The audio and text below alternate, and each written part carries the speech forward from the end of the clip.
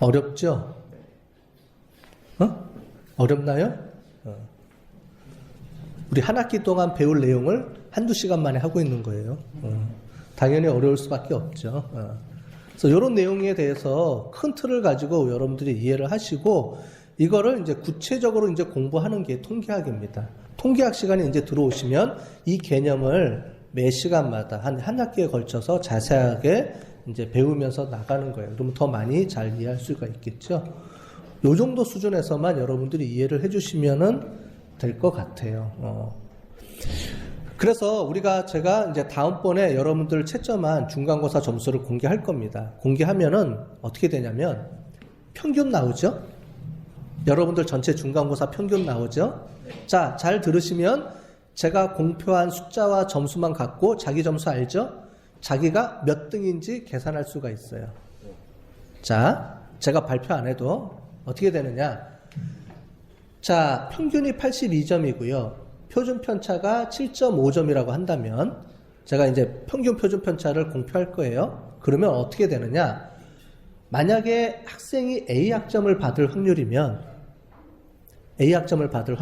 어떻게 하냐면 전체 100점에서 평균을 빼면 되죠. A학점이면 90점이죠. 그러면 90에서 82점을 빼고 표준 편차를 계산하면 Z값이라는 게 나옵니다. 이게 몇 발자국이냐예요. 한 발자국. 그래서 뒤에 요 발자국, 이 거리를 계산하면 요 발자국이 한 발자국이니까 0.1423, 1.067. 그러니까 1.067 여기입니다. 여기.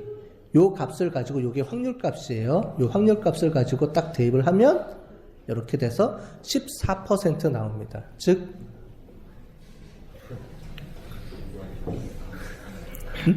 14% 정도 들어가야 된다는 내용이죠. 됐어요? 전체 중에. 그러면 이걸 이용을 해서 쭉 계산해주면 밑에 게 나오겠죠. 그래서 상위 10%에 들기 위한 점수는 90점이니까 쭉 계산해보면 91점이 맞아야 되는 거예요. 역으로 계산하면. 그럼 자기 점수를 집어넣으면 100명 중에 몇 등 이게 나옵니다. 평균을 연속 변수는 평균이 중요하고요. 평균으로부터 데이터가 얼마 정도 흩어져 있는지가 중요한데 데이터는 동그란 종 모양처럼 흩어져 있다. 지금까지 설명한 게 그겁니다. 정리를 하자면 우리가 구하는 일반적인 데이터들은 값을 갖고 있는 데이터들은 평균이 중요한데 평균으로부터 일정하게 많이 데이터가 몰려 있고요. 모양은 종 모양처럼 그려져 있고요. 그래서 얼마만큼 이 종 모양이 흩어져 있느냐, 좁혀져 있느냐를 알기 위해서는 표준 편차가 중요합니다.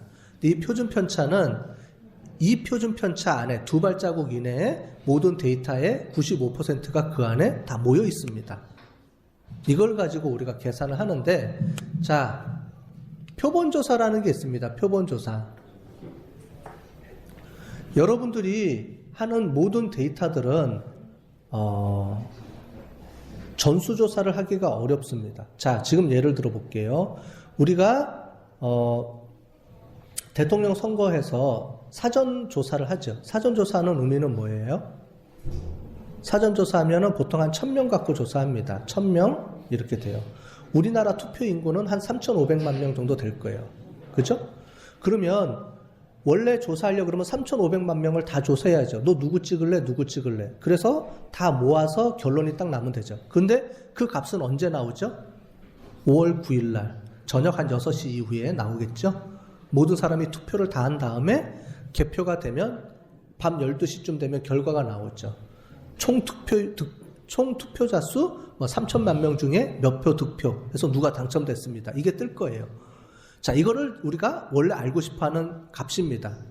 그런데 우리는 그 값을 알기가 어렵죠. 왜냐하면 5월 9일 날이 돼야지만 알 수가 있고 실제로 조사하려면 3,500만 명을 다 조사해야지만 값을 알 수가 있어요. 자, 그래서 어떻게 하느냐? 그 중에 일정한 사람을 뽑아서 샘플링이라는 걸 합니다. 자, 그러면 샘플링을 하면 어떤 문제가 발생하냐면 항상 오차가 존재하게 되는 거예요. 오차. 자, 이겁니다. 자, 2층 커피 자판기의 용량이 200mg인지 아닌지를 우리가 보려고 하는데 뽑을 때 이렇게 나와요. 50개씩 뽑게 되면 요렇게 항상 값이 틀려지게 나오죠. 무슨 얘기냐? 자, 여기 있는 사람들의 평균 키를 잽니다. 평균 키를 쟀는데 우리가 170이 나와요. 다 60명을 다 조사하면 170이 나옵니다. 자, 그런데 나는 60명을 다 조사를 할 수가 없어요. 그러면 요렇게 앞에 한 6명만 갖고 조사를 해요. 그럼 키가 170이 안 나오고 168 정도 나올 수도 있겠죠. 또는 165 또는 175 왔다 갔다 한단 말이죠. 그런데 모든 60명을 다 조사를 해야지만 우리가 정확하게 170을 알 수가 있지만 그렇지 못하는 경우가 많이 발생한다는 거죠. 즉 우리는 실제로 알고 싶어하는 값이 있는데 이 값을 알려면 모든 사람을 다 조사해야 돼요. 모든 데이터를. 그런데 현실 세계에서는 모든 데이터, 모든 사람을 다 조사할 수 없습니다. 자, 그러다 보면 일정한 사람을 그 중에서 뽑아서 조사를 하는데 그 사람을 우리가 표본이라고 합니다. 근데 이 표본은 어떤 특징을 갖고 있느냐? 우리가 알고 싶어하는 진짜 값의 일정 부분 항상 뭐가 발생하게 돼요? 오차가 발생하는 거죠. 이거를 우리가 표본 오차라고 합니다. 우리가 알고 싶어하는 진짜 값은 우리 60명의 키인데 실제로 제가 60명을 다 조사를 못하기 때문에 뭐 이 중에서 5명, 10명 이렇게 뽑아서 조사를 하면 항상 그 표본은 실제 값, 60명의 값하고는 일정 부분 오차가 발생하게 되는 거예요. 그거를 우리가 표본 오차라고 하는데 그 표본 오차를 우리가 아까 전에 구한 평균과 표준 편차를 이용해서 그 값을 구할 수가 있다는 겁니다. 그래서 우리 지금 선거 투표할 때 1000명만 갖고 조사하잖아요. 그게 표본조사라는 거예요. 3500명을 다 조사를 못하니까 모든 사람한테 전화 걸기가 힘들죠. 그래서 대부분의 우리가 조사를 할 경우에는 표본조사를 할 수밖에 없습니다. 왜요? 전수조사하기가 너무 힘들어요. 힘들고 불가능합니다. 거의. 그래서 대부분은 그 중에서 일정 사람만 뽑아서 표본조사를 하게 되는데 그러다 보니까 항상 우리가 알고 싶어하는 진짜 값에보다 항상 일정 부분은 에러가 발생하는 거예요.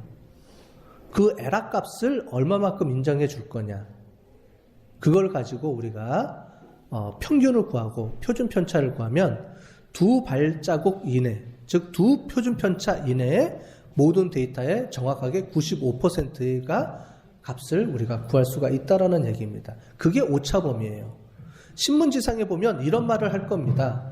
문재인 후보가 당첨될 확률이 뭐 42%, 41.1% 이렇게 나옵니다. 신문을 자세히 보면.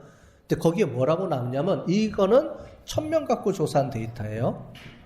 만약에 전수조사를 하게 되면, 즉 3000명 갖고 다 조사를, 3000만 명 갖고 다 조사를 하게 되면 어떻게 될 것이냐? 이걸 예측하는 겁니다. 통계학에서는.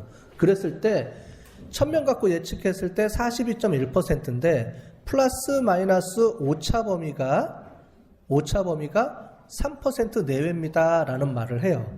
이 얘기가 무슨 말이냐면 이 3%는 95%의 확률로 예측한 겁니다. 이런 말을 덧붙입니다. 이 얘기는 무슨 말이냐? 문재인 후보가 평균이 42%인데 1000명 갖고 조사했을 때는 만약에 나중에 5월 9일 날 최종 3000만 명을 다 조사를 하면은 평균 42%에서 더 많이 찍을 수도 있고요. 사람들이 더 적게 찍을 수도 있겠죠. 그랬을 때 우리가 확률적으로 계산해 봤을 때 정확하게 95%로 예측 가능한데 뭐냐면 42에서 플러스 3 하면 어떻게 돼요? 45표. 적게는 39% 정도의 표 차이의 범위를 이렇게 갖고 있는다라는 거예요. 이 확률이 95%, 즉 전체 100번 찍으면 내가 99번은 맞출 수 있다. 이거예요. 100번, 내가 100번 예측했을 때 95번은 정확하게 맞다. 내 말이. 할 수 있는 오차의 범위가 3% 정도 된다는 거예요. 오차 범위가. 그래서 나중에 보세요. 문재인 후보가 정확하게 예측되는 확률을 보면 이 범위 안에 무조건 존재합니다. 그게 통계의 위대한 힘이에요. 통계로 딱 예측하면은 거의 맞어요. 그래서 신문지상을 잘 보고 마지막 거, 그죠? 옛날 거는 못 믿잖아요. 항상 지금 계속 지금 안 후보랑 막 지금 TV 토론하면서 점수를 계속 깎고 있잖아요. 그래서 최종적으로 어떻게 될지 모르겠지만 막판까지 갔을 때 신문지상에서 나온 요 표 득표율을 가지고 딱 보면 거의 95% 정확하게 예측할 수 있는 거예요. 그게 통계의 힘이라는 거예요. 표본을 뽑아서 그 표본의 값을 가지고 정확하게 예측 가능합니다. 요즘 이해되셨죠? 그렇게 보시면 될 것 같아요.